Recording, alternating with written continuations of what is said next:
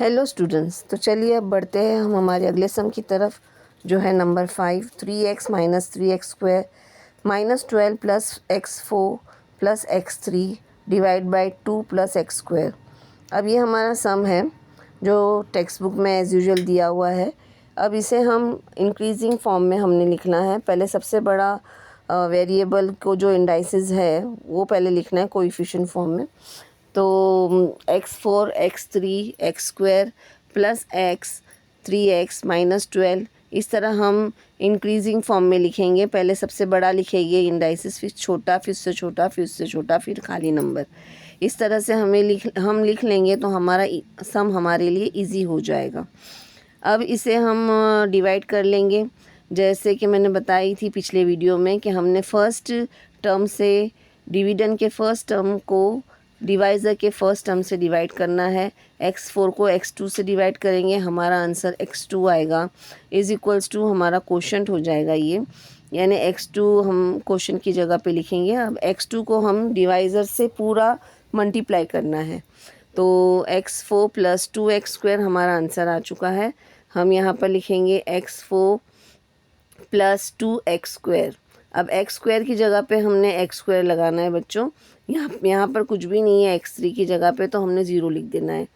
फिर x² की जगह पे प्लस 2x² लगा के हमें सम पूरा करना है। सब्ट्रैक्शन ऑपरेशन करेंगे, फिर बाद में इसकी सारी साइंस जो है वो चेंज कर देंगे। जो प्लस है वो माइनस हो जाएगा और जो माइनस है वो प्लस हो जाएगा। फिर हमें जो रिमाइंडर बचता है, रिमाइंडर अभी नहीं, अभी आगे और सम बाकी है बच्चों। हम जो बच रहा है वो सेकंड टर्म हम नीचे लेंगे, x3 minus 5x² plus 3x। अब जो x² जो मेरा क्वेश्चन था मैंने ऊपर लिख चुकी हूँ। अब x3 जो है मेरा फर्स्ट टर्म, उसको डिवाइज़र के x² से मैंने डिवाइड की हूँ, तो मेरा आंसर x आता है। प्लस x मैंने क्वेश्चन की जगह पर लिख कर उसे डिवाइज़र के साथ मैंने मल्टीप्लाई कर दिया है, तो x multiply by x² plus 2। फिर मेरा आंसर आया है x³ प्लस 2x। इसे हम कॉपी पेस्ट करके हम यहाँ पर लिख देंगे x³ की जगह पे x³। कोएफिशिएंट जो हमारा इंडेक्स है वो वेरिएबल पे जो इंडेक्स है उसके मुताबिक हमें बराबर जिस प्रकार का इंडेक्स है उसके प्रकार के बराबर हमें लिखना है। जहाँ पर इंडेक्स नहीं बैठता है वहाँ पर हम 0 लगा देंगे। फिर सब्ट्रैक्ट करने के बाद हम साइंस को चेंज करके हम सब्ट्रैक्ट कर लेंगे बच्चों। जो डिफरेंट साइन वाले होंगे वो एलिमिनेट हो जाएंगे, कैंसिल हो जाएंगे। अब हमारा जो नीचे टर्म पहला आया है माइनस 5x², और फिर बाद में आया है प्लस बड़ा नंबर का साइन है प्लस 1x। अब नीचे मैं अपना आखिरी टर्म नीचे उतारूंगी जो है -12। अब -12 लेकर एज़ यूजुअल हमने -5x² को x² से हमने डिवाइड करना है। x² कट हो चुका, अब 5 बचा। अब ये जो 5 है वो मेरा क्वोशंट है, तो वो क्वोशंट मैं ऊपर लिख लूँगी। और फिर इस 5 को मैंने पूरे डिवाइज़र से मल्टीप्लाई करना है। -5 मेरा क्वोशंट आता है, -5 को मैंने पूरे डिवाइज़र से मल्टीप्लाई की, तो मेरा आंसर आता है -5x² -10। अब -5x² यहाँ पर लिख कर मैंने -10 लगाई। एज़ यूजुअल मैंने सब्ट्रैक्शन की हूँ। अब साइन चेंज कर दूँगी मैं, जो माइनस है वो प्लस हो जाएगा। -5x² है तो +5x² हो जाएगा, तो ये एलिमिनेट होके हमारा वहाँ पर 0 आ जाएगा। जो हमारा टर्म्स बचते हैं वो है x - 2। ये हमारा रिमाइंडर हो चुका। अब x को हम x² से हम डिवाइड नहीं कर सकते, क्योंकि हमेशा जो डिविडेंड है वो बड़ा होना चाहिए डिवाइज़र से, है ना बच्चों। तो q is equals to x² plus x - 5, और रिमाइंडर हमारा हो गया x - 2। अब यहाँ हमारा 5th सम पूरा हो चुका है बच्चों। अब हम बढ़ते हैं हमारे 6th सम की तरफ, जो है a⁴ minus a⁵ plus a⁵2 minus a plus 1 divide by a⁵3 minus 2। अब हम इसे, ये बराबर इंक्रीजिंग फॉर्म में लिखा हुआ है, इसे हमें कुछ करने की ज़रूरत नहीं है बच्चों, एज़ इट इज़ हम इसे लिख देंगे। लेकिन जो डिवाइज़र में है a³ - 2 है, तो इसको ज़रा अब ध्यान से देखिएगा मैं क्या करती हूँ सम। तो मैंने a4 ऊपर ले लिया है डिविडेंड का, और नीचे मैंने डिवाइज़र का ए क्यूब ले लिया है। A4 में से ए क्यूब कट की तो मेरा आंसर आया ए। अब इस ए को मैं डिवाइज़र से पूरा मल्टीप्लाई कर दूँगी। A multiply by A cube -2, तो मेरा आंसर आएगा A4 -2A। अब -2A कहाँ लगेगा बच्चों? -2A ए के नीचे ही लगेगा। ए क्यूब और ए स्क्वायर मेरा खाली रहेगा, वो हम एज़ इट इज़ नीचे उतार लेंगे।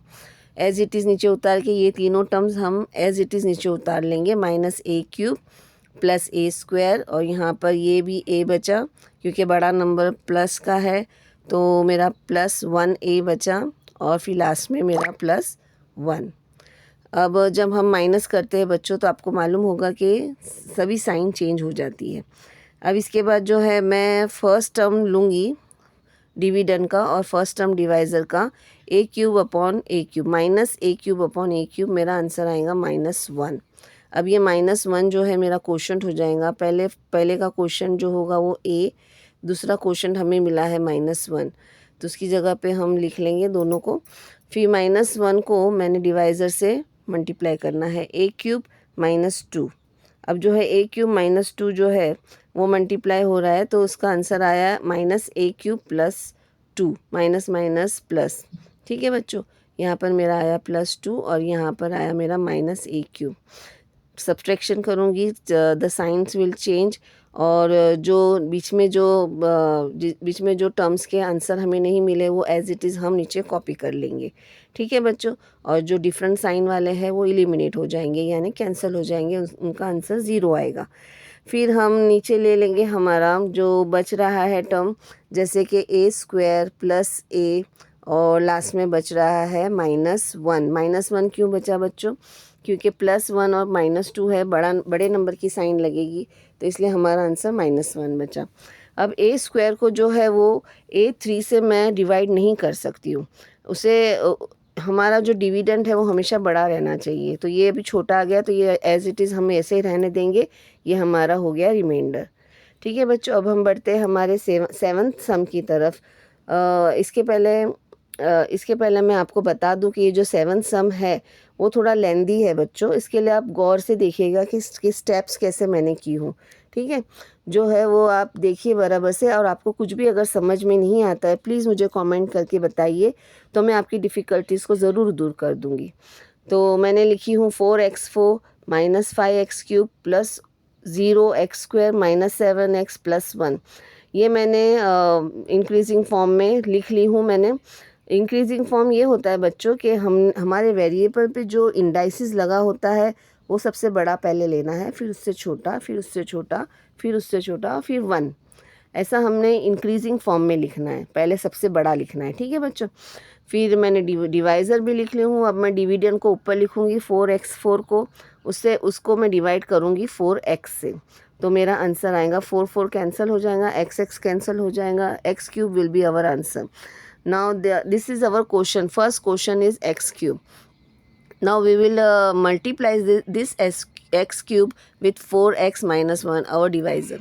The answer will be 4x4 and -1x³. So we will copy paste over here 4x4 - 1x³. Now we will do the operation. Which operation we will do over here? Subtraction. In subtraction, the signs will change. The sign which is plus will become minus, and the minus sign will become plus.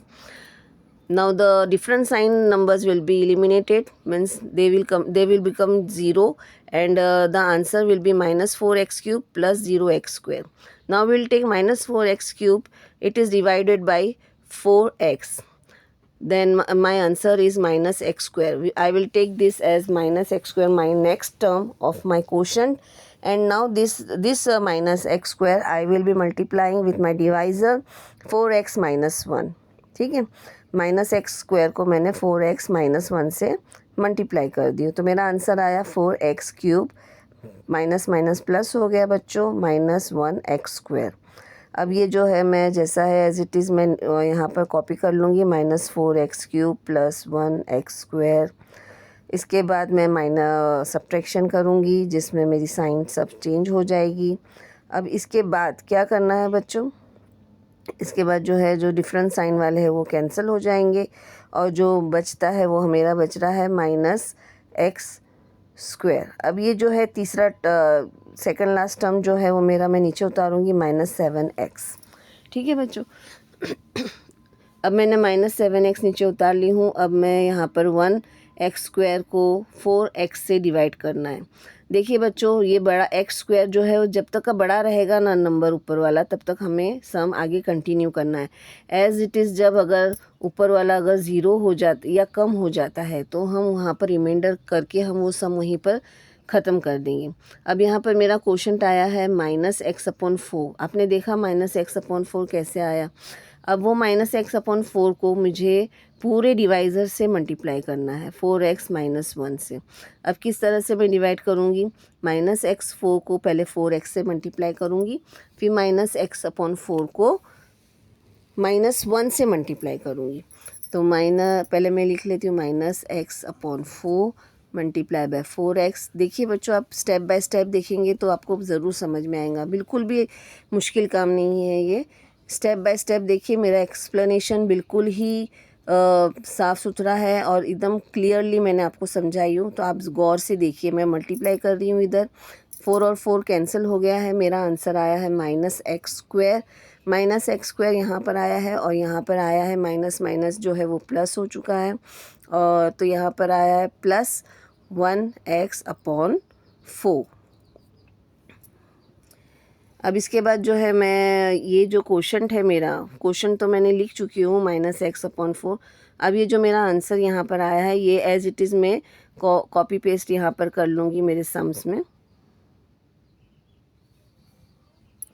मेरे सम में यहाँ पर copy करने के बाद यहाँ पर मेरा आंसर आया -x स्क्वायर, और उसके बाद मैं लिखूँगी +1x/4 यानी x/4। ठीक है, अब इसको जो है जो माइनस है वो प्लस हो जाएगा और जो प्लस है वो माइनस हो जाएगा। फिर मैंने डिफरेंट साइन वालों को कैंसिल कर देना है। अब मेरा जो आंसर आता है -7x और +x/4, इसको मुझे सिंप्लीफाई करना है। इसको कैसे सिंप्लीफाई करना है बच्चों, इसे हमें एलसीएम निकाल के, एलसीएम फॉर्म में निकाल के हमने सिंप्लीफाई किया है। आप भी इसी तरह से सिंप्लीफाई करके अपना आंसर ढूंढ सकते हैं। -29x/4 मेरा आंसर आया है। तो ये जो आंसर -29x/4 है मैं यहाँ पर लगा दूँगी। फिर इसके बाद जो मेरा लास्ट वाला जो नंबर है, लास्ट वाला नंबर है मेरा +1। अब मैं जैसा है वैसा लिखूँगी। अब इसके आगे मेरा जो सम है वो यहाँ पर मैं कंटिन्यू कर रही हूँ। ठीक है बच्चों, -29/4x जो है वो मैं अब डिवाइड करूँगी 4x से। जो मेरा फर्स्ट टर्म है मेरा डिवाइज़र का, उससे मैं डिवाइड करूँगी। तो डिवाइड करने के लिए हमें उसका रेसिप्रोकल लिखकर हम मल्टीप्लाई कर सकते हैं। 1/4 मैंने लिख लिया है। x कैंसिल हो गया है, मेरा आंसर आया है -29/16। अब ये जो -29/16 है ये मेरा हो गया है क्वोशंट। ठीक है बच्चों, मैं इसे क्वोशंट की जगह पे लिख लूँगी -29/16। अब -29/16 को मैं पूरे डिवाइज़र जो मेरा है उससे मैं मल्टीप्लाई करूँगी। -29/16 मल्टीप्लाई बाय 4x - 1। अब इसको क्या है बच्चों, पहले मैं फर्स्ट टर्म से करूँगी मल्टीप्लाई, फिर मैं सेकंड टर्म से करूँगी। -29/16 मल्टीप्लाई बाय 4x, फिर मैं लिखूँगी -29/16 मल्टीप्लाई बाय -1। इसके बाद जो है बच्चों ये कैंसलेशंस का प्रोसेस यहाँ पर हमारा शुरू होगा। 4 1 ज़ा 4, 4 4 ज़ा 16। मेरा आंसर आया -29/4, 4 आया, 4x आया, -29/4x आया, +29/16 आया। ठीक है बच्चों, अब यहाँ पर +29/16 है। ठीक है, तो यहाँ पर एज़ इट इज़ मैं कॉपी पेस्ट कर लूँगी। -29/4x और फिर यहाँ पर आया +29/16। जो डिफरेंट साइन वाले हैं वो एलिमिनेट हो जाएंगे, कैंसिल हो जाएंगे। फिर हमें फिर से वहीं यहाँ पर हमें +1 और +29/16 को एलसीएम फॉर्म में निकाल के सिंप्लीफाई करना है बच्चों। एलसीएम फॉर्म में निकालने का मतलब ये है कि यहाँ पर 1 है, 1 के नीचे 1 है, तो मैं ऊपर 16 से मल्टीप्लाई करूँगी। तो 16 वन ज़ा 16 हो जाता है, -29/16। तो मेरा आंसर आया है यहाँ पर -29 में से 16 गया, -13 आंसर आया। ठीक है बच्चों, -13/16। तो मेरा रिमाइंडर जो होगा -13/16 जो है वो मेरा रिमाइंडर होगा। आपको ये डिफ़िकल्ट इसलिए लग रहा होगा कि यहाँ पर जो सिंप्लीफाई करने का जो प्रोसेस है वो एलसीएम मेथड है। डरने की कोई बात नहीं, स्टेप बाय स्टेप करोगे तो आपको खूब अच्छी तरह से समझ में आ जाएगा। तो मेरा क्वेश्चन यहाँ पर बच्चों थोड़ा बहुत बड़ा है, लास्ट सम है इसलिए बहुत बड़ा है बच्चों, बराबर से कॉपी करना और बराबर से समझने की कोशिश करना। ठीक है, और मेरा रिमाइंडर है -13/16। Thank you.